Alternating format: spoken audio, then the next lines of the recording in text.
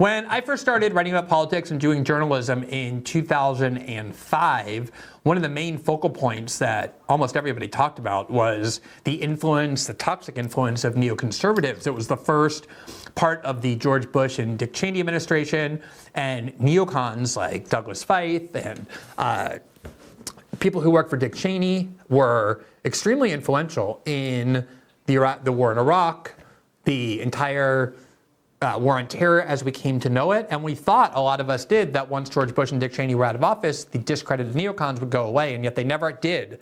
Many of them, like Victoria Nuland, wormed their way into the Obama administration, where she got to work with Hillary Clinton, provoking a confrontation with Russia. And that went through the Trump administration, although Trump ran on a platform, the first president in a while, to try and restore relations with Russia, to avoid confrontation with Russia. But then when Joe Biden was elected, people like Victoria Nuland were back in office. The neocons migrated to the Democratic Party. And now we have this increasingly dangerous war that is escalating as we speak. To show for it, one that began in 2022, but that the United States played a great role in helping to provoke. And as it turns out, the name of our next guest's new book is Provoked. He is Scott Horton, who is, I think, one of the best, if not the single best critic of neoconservatism over the year, but also American foreign policy and its endless war machine. His book is about specifically the obsession that the United States, for whatever reasons, had had with Russia, starting a new Cold War with Russia, and especially the catastrophe in Ukraine, which is the name of his book. There you see it on the screen. We've talked to Scott before. He's a good friend of the show, and we are always happy to have him on. Scott, good evening. Thank you so much for taking the time to talk to us. Happy to be here, Glenn. Thank you very much. Of course, I've been a big fan of yours since Unqualified Offerings back in 2005. Unclaimed territory, very close though. Yeah, that would actually that would have been a good, it's been a long time. Believe me, I have trouble remembering the name of that as well. I promise it was Unclaimed Territory. Yeah, Unqualified Offerings would have been good as well, though. That would have worked.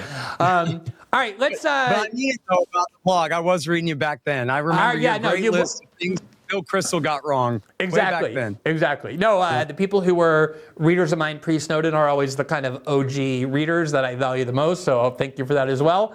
Yeah, we've known each other's work for a long time, and I'm happy to have you on. And let's begin by talking about this book, because honestly, I know I've been focused a lot, as I know you have, on how American media propagandizes the citizenry, specifically with regard to war and foreign policy.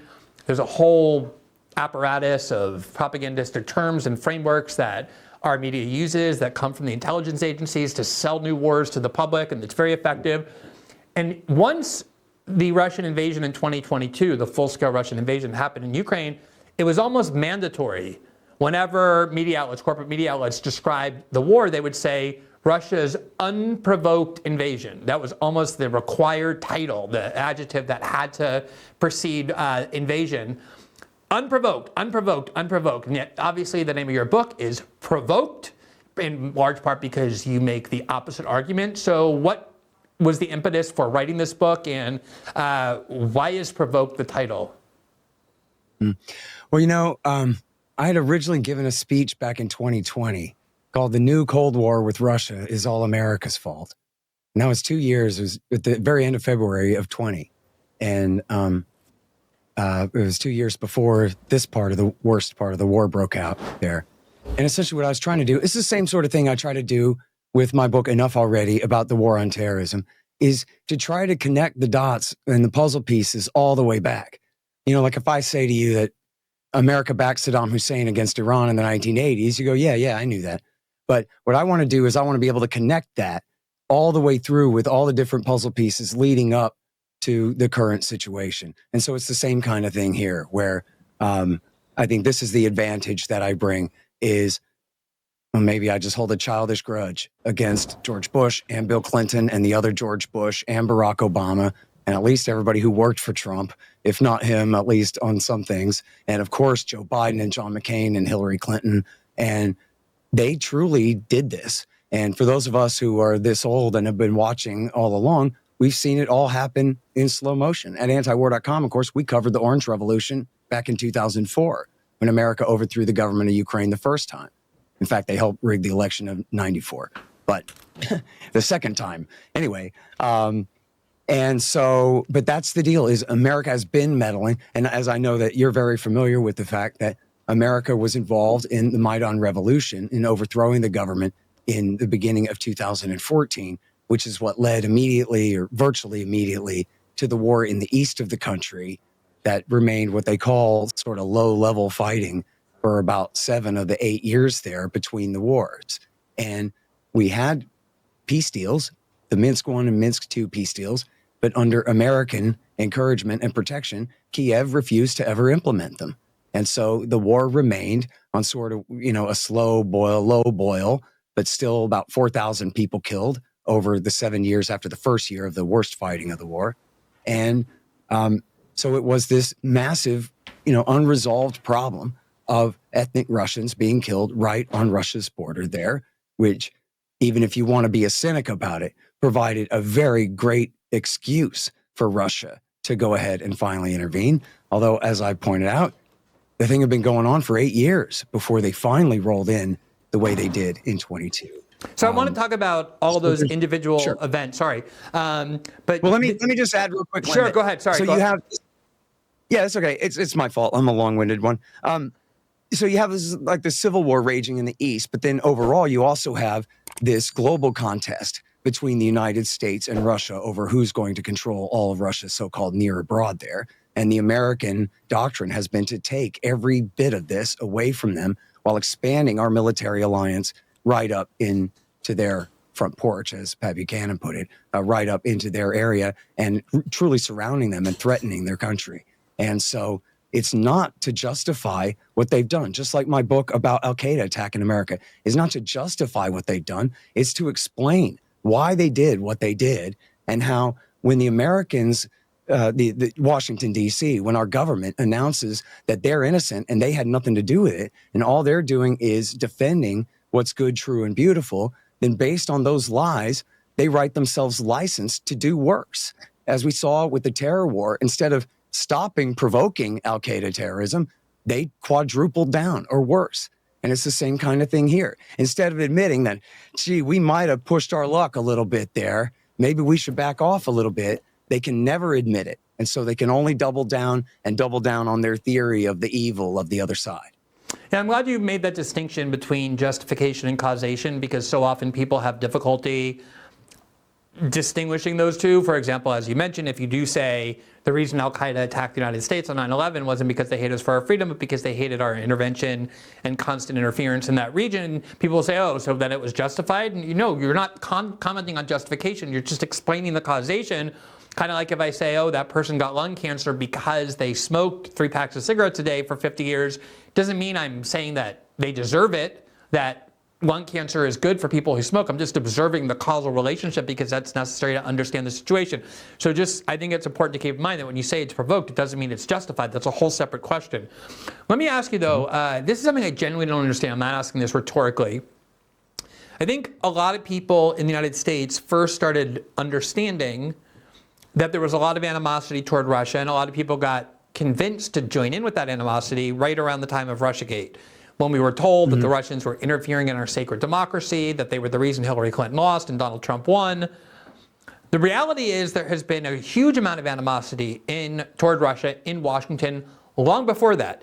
I think sometimes people will identify the starting point as being in Syria when the CIA was trying to remove Bashar al-Assad and the Russians supported Assad and kind of thwarted the intentions of the CIA there that were fighting along Al-Qaeda and ISIS. But even going back way further, the idea of NATO expansion eastward, something that violates the promise that we made with Gorbachev, started in the Clinton administration, went through the Bush administration, including when Victoria Nuland was the U.S. ambassador to NATO. And then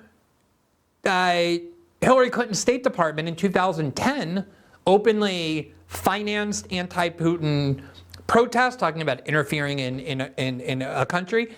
And then when Hillary Clinton left office and wrote her book, the one thing which she was critical of was that Obama had essentially refused, not entirely, but as much as Washington wanted him, to confront Russia by arming Ukraine, something Trump did, but Obama wouldn't, by unleashing the CIA more to remove Assad, it was kind of this Hillary Clinton's view was Russia is the great evil. Long before Russiagate, long before Syria in 2012.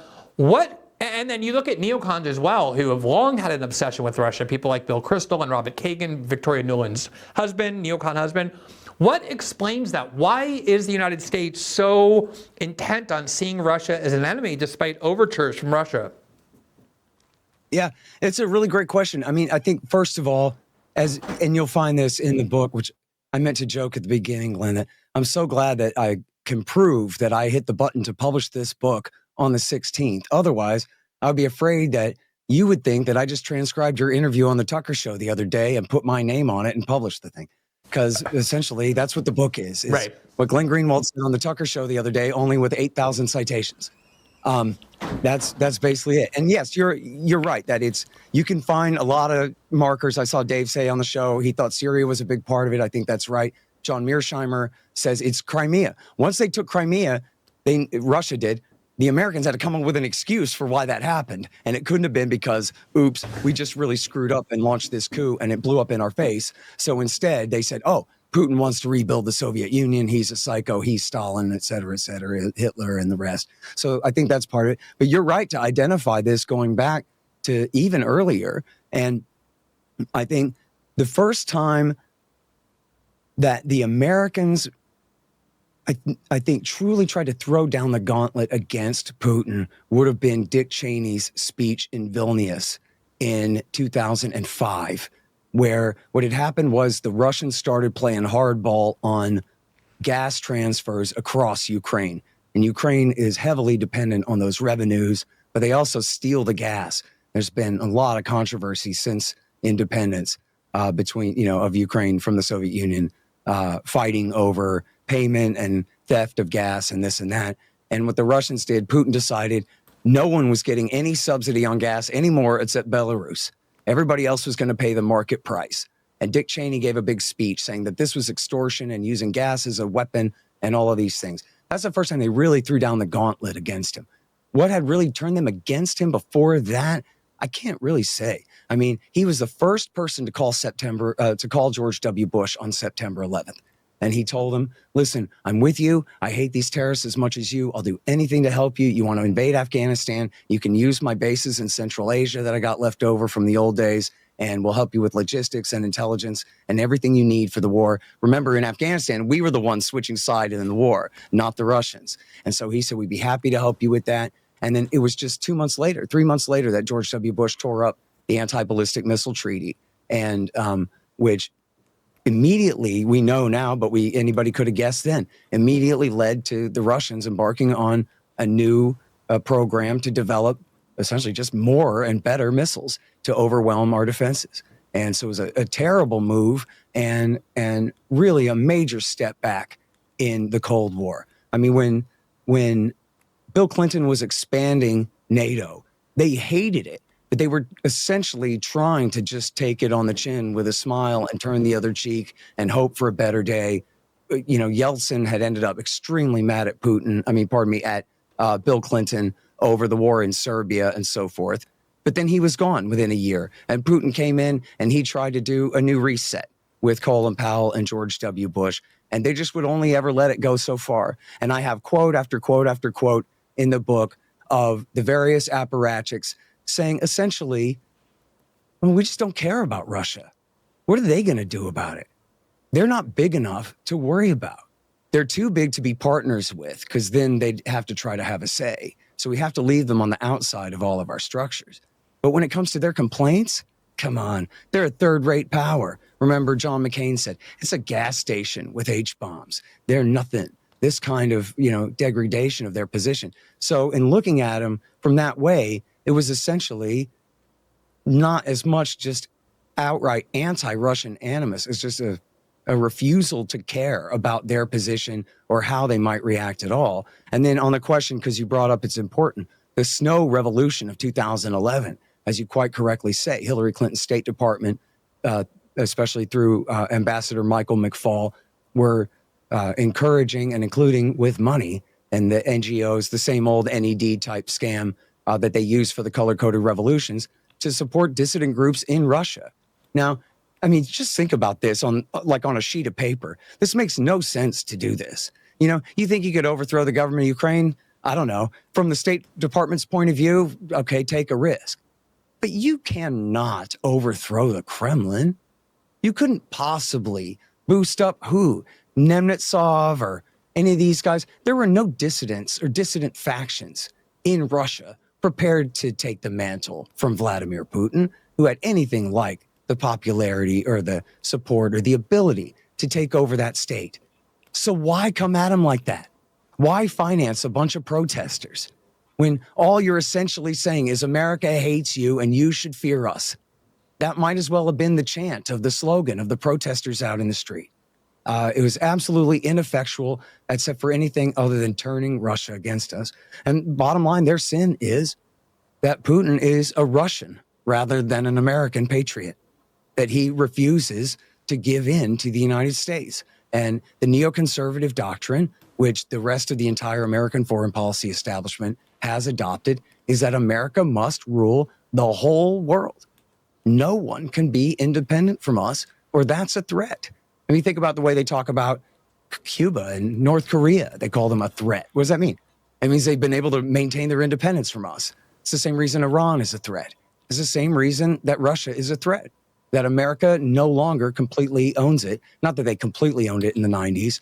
They thought they were making great strides in taking over that country or coming to have major influence over its politics.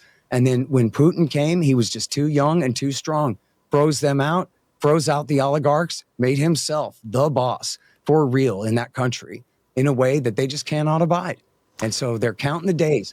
I mean, it's amazing to hear them. They would talk about this guy Navalny, Alexei Navalny, who is a right-wing nationalist, who is not a liberal and not a pro-Democrat type at all, and who got, 20%? He talked about Muslims as being vermin and needing to be extinguished, and then he became the darling of Western liberalism. Mm-hmm. And then they talked about him like, oh man, we could install him in power and it would be great. But this is just crazy. And anyone with a lick of sense could tell you, if America really got close to overthrowing the government of the Kremlin and doing some kind of color-coded coup d'etat there, it would lead to war. Obviously, war is war is an alternative that people use when they feel that their very existence or their hold on power is being threatened. I mean, the United States, it's like recognizing Juan Guaido as the legitimate president of Venezuela, even though he had very little support among the actual population. Like, oh, we're going to put Alexei Navalny as the president of Russia. It's such incredible ignorance. Thanks for watching this clip from System Update, our live show that airs every Monday through Friday at 7 p.m. Eastern, exclusively on Rumble. You can catch the full nightly shows live or view the backlog of episodes for free on our Rumble page. You can also find full episodes the morning after they air across all major podcasting platforms, including Spotify and Apple. All the information you need is linked below. We hope to see you there.